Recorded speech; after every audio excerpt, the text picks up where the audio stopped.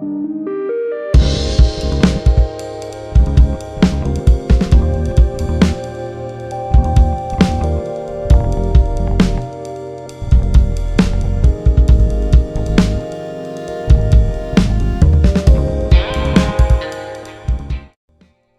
Shift A, force field curve guide. We'll move the cube to the side because we'll be using it.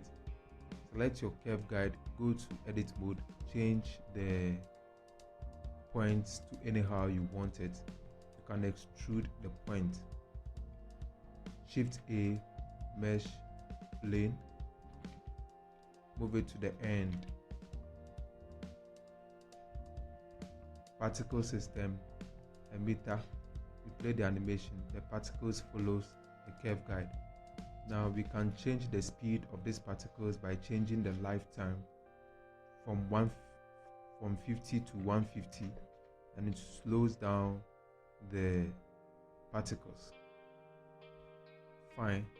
Select your curve guide, go to its settings, and now we can see that the particles end at the ends at this point. We can expand the time it dies here by changing the free to, let's say, 0.2.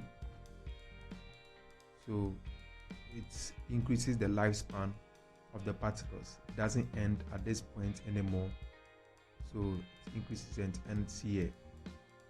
So we can also change the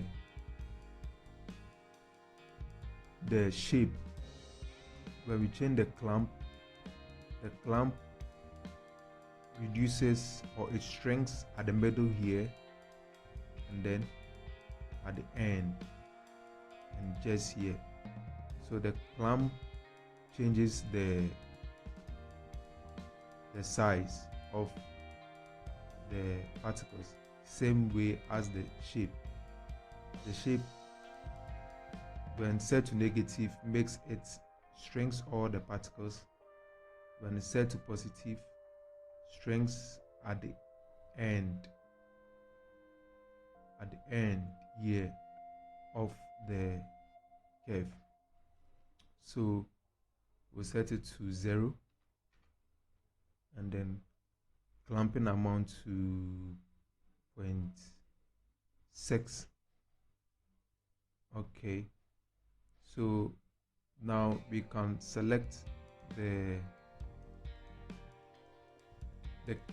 emitter, the plane, go to particle system, then let's go to the render settings, choose render as halo to object, and then instance the cube.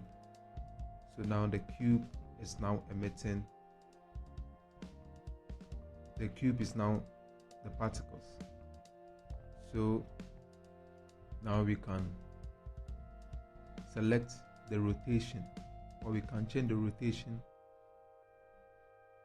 We can change now we can increase this cube by increasing the cube itself. You can change the lifetime randomness, and it changes. Some of the particles will move faster than others, and that is how the lifetime randomness works. So you can randomize the rotation. Some rotates in a different way. So you can also check the dynamic, and then so this is how to use the curve guide to